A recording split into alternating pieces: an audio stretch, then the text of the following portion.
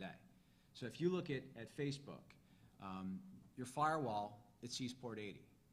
Your IPS, maybe you might have some Facebook traffic, but the other thing is, too, there's a lot of ways to obfuscate that.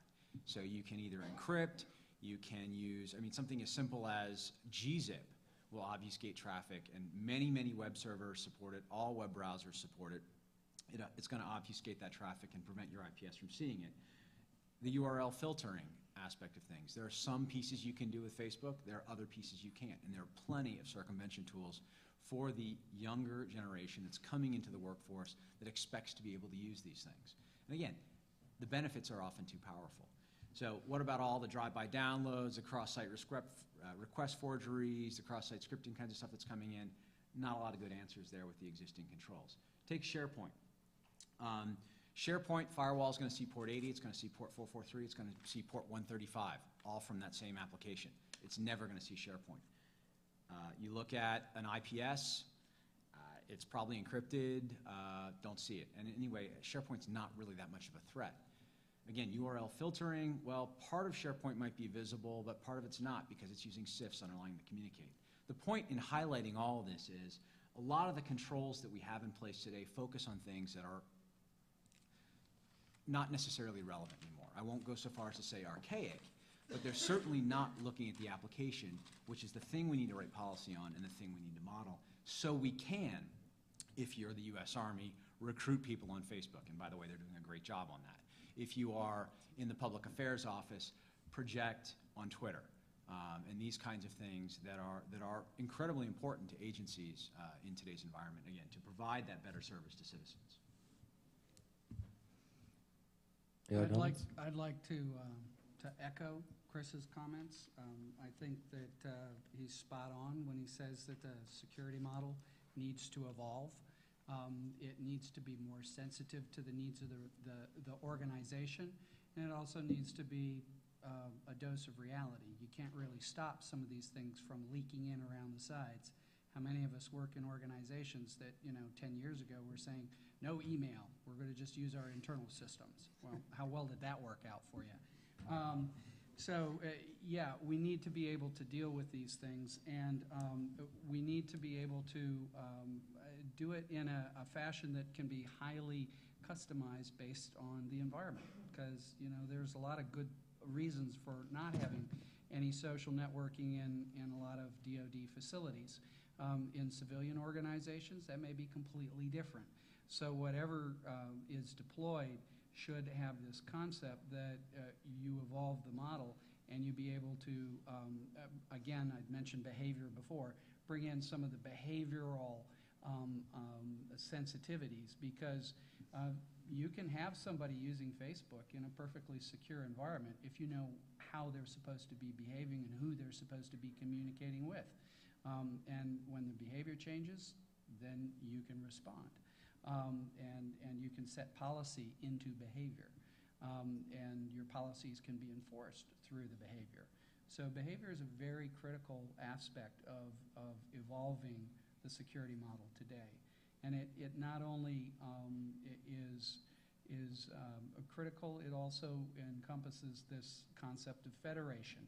So you need to be able to utilize things like Palo Alto detection systems with other systems that you already have in your environment and build a behavioral model around it, and then be able to detect the changes in real time to that behavior. Awesome. Any other comments?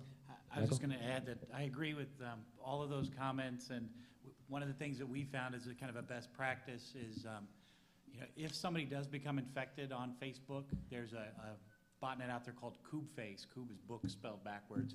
And there's certain things that, behavior-based things that happen, and when we see a machine trying to reach out to KubeFace, we know we got to go do something about that. We put a ticket in, we get the support people out to do it.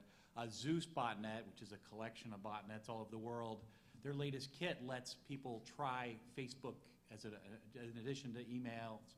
It tries Facebook. So again, if we see the type of behavior that occurs when you try to phone home to Zeus, if we see a machine doing that, we know it's time because of that behavior. We need to go send someone and get that machine cleaned up. So there are things you can do with your network behavior to help you pick up on the fact that somebody not only went there, but they goofed when they were on that site. And one other comment I'll make on the social networking is the Twitter wall board was put in our Global Operations Center a few months back. And all this is a graph. And when somebody tweets AT&T, we count it.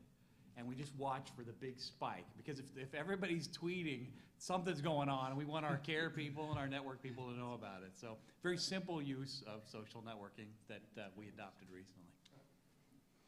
Yeah, and actually, let me add to that, which is that you're seeing a very serious benefit to social networking, which is a feedback loop. And in the, both in the government space, both in the US and worldwide, I've talked to lots and lots of folks, and even on the defense side of things, where the value, again, is too strong. I think we spend a lot of time here talking about the risks.